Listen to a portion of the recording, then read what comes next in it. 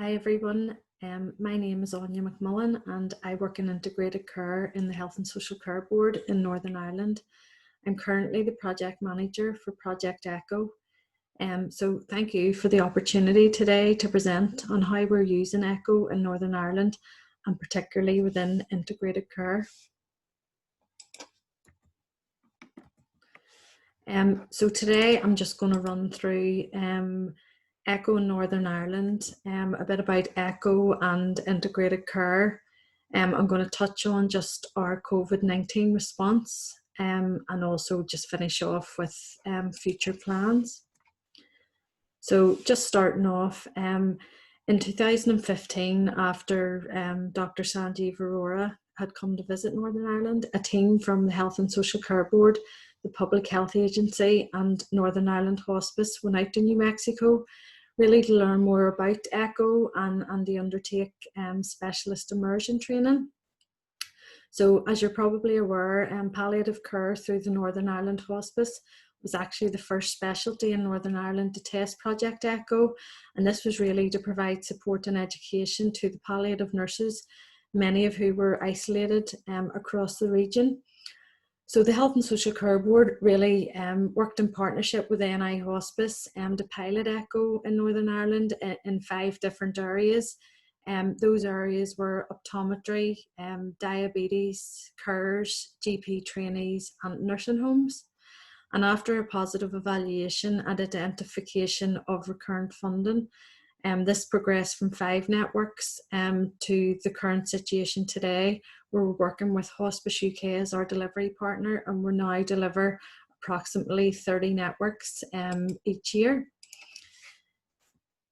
The next slide just highlights really a summary showing the 30 networks that we have up and running. This was prior just to the pandemic, so around about the start of March.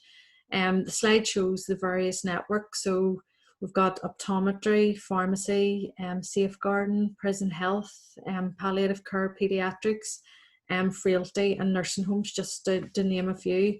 And at the end of the presentation, I'll put up a link to our website where you can access some more information on any of those networks.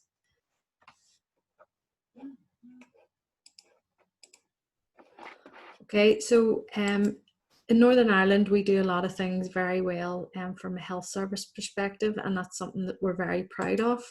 But we also recognise that there is always room for improvement.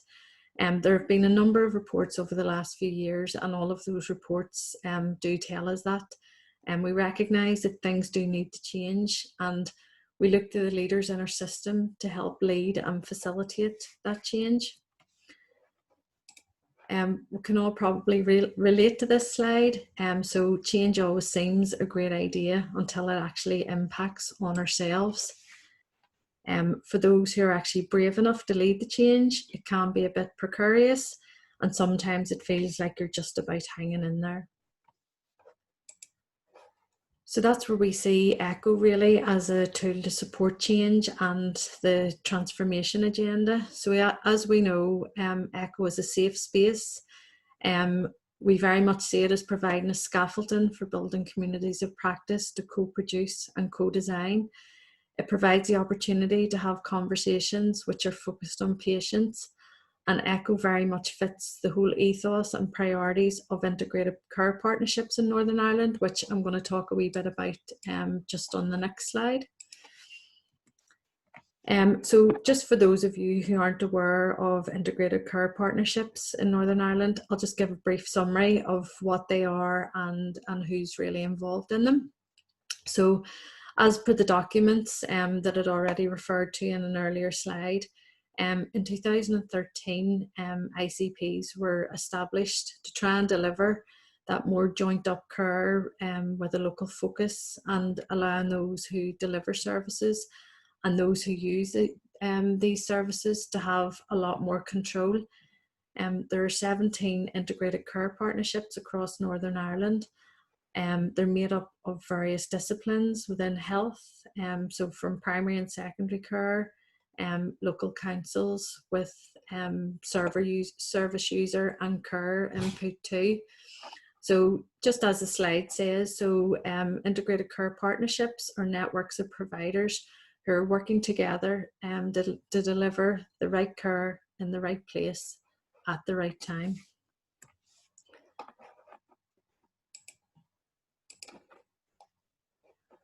So if we can just move on, in terms of the integrated care partnerships work plan, kind of looking around 12 priority areas, and out of those 12 areas, 8 are actually developing their work that's underpinned by an ECHO network, and they'll continue to build on that. ECHO isn't the strategy in itself, which we know it's really just another tool or another hook that gives us the opportunity to connect.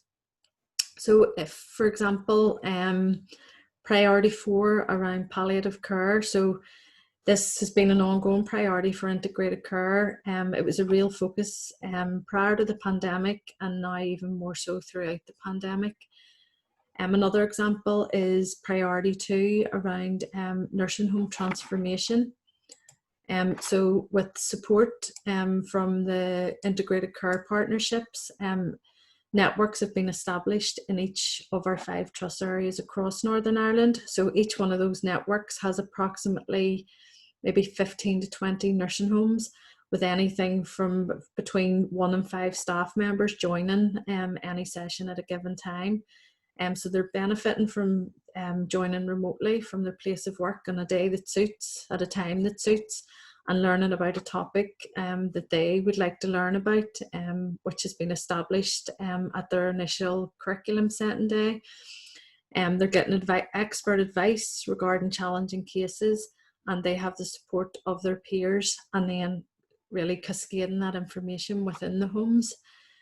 I'll talk a wee bit more about the care homes in a later slide, and just how important these networks have actually been during the pandemic and how the membership of them has increased tenfold. So if we can just move on to evaluations and outcomes, it's obviously very important to what we do in ECHO, and we have now actually employed a dedicated research fellow who works with each of the networks to support them in evidencing the improvement. I've listed some of the softer outcomes that are very important, and I'm sure we've all seen across all of our networks. So just to highlight a few of those. So ECHO really does help break down barriers in the system by fostering that culture of respect, communities of practice working together and really coming together to solve problems collaboratively and offer support to each other. In terms of ECHO during COVID, so this is just really a snapshot of kind of what we done from mid-March until June. So ECHO has really been invaluable to much of the health and social care system, and also the community and voluntary sector in Northern Ireland during COVID. Our existing communities of practice and the infrastructure, including the staff and the technology, were obviously in place, and this enabled us to hit the ground running as soon as the pandemic hit. Just the slide, just the numbers in it even show between March and June. We run 181 sessions involving just under 7,000 people. The next slide will list some of those networks who either started up as a new network or refocused their existing network to more of a COVID response. So, yep, I'd mentioned just some of the networks. So during COVID, you'll see that really all parts of the system have been involved in ECHO. I'd previously mentioned care homes. Care homes are such an important sector to support throughout the pandemic.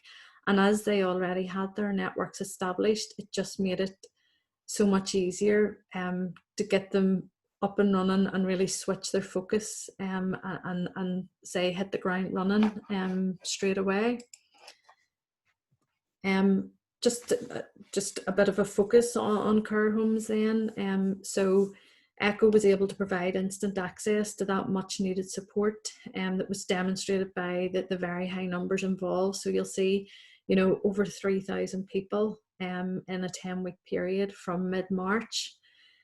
These sessions ran 1 or twice a week in each of the 5 trust areas in Northern Ireland and were supported by the trust teams who were responsible for the care homes. The Public Health Agency, the Health Protection Unit, and also RQIA have been able to use this established method to get messages out quickly to the sector. And recent examples of this have been sessions on things such as swabbing of residents, environmental cleanliness, palliative and end-of-life care, just to name a few. So just in terms of feedback, we've received a huge amount of positive feedback, and some of the networks, such as the care homes, have said that they couldn't have actually got through the worst of the pandemic without their ECHO network and having access to that support. And you know, they were having it so regularly, already mentioned, maybe once or twice a week. They had the opportunity to get those sort of weekly timely updates, any training, advice, support and answers to the many questions that they had, as I say, from the trusts, the PHA, the RQIA, and probably as importantly or more importantly from their peers.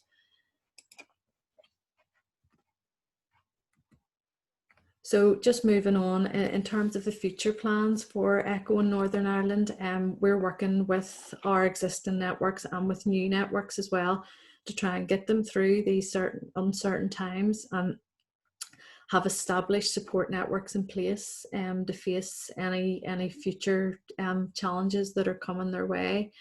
As we know, ECHO is a global movement, and the growth of ECHO really continues to grow across Ireland, the UK, and the world. I know Max is up next, and Max will talk about this in a lot more detail. So all that's left for me to say is thank you for the opportunity to present today. I've just provided some details of our website and some contact details. So if you have any questions at all or want to find out any more information on our networks, as I say, contact myself or go through the website. And just finally, we really look forward to working with the All Ireland Institute and our colleagues who are working with the HSC to grow ECHO across the whole island. So thank you very much.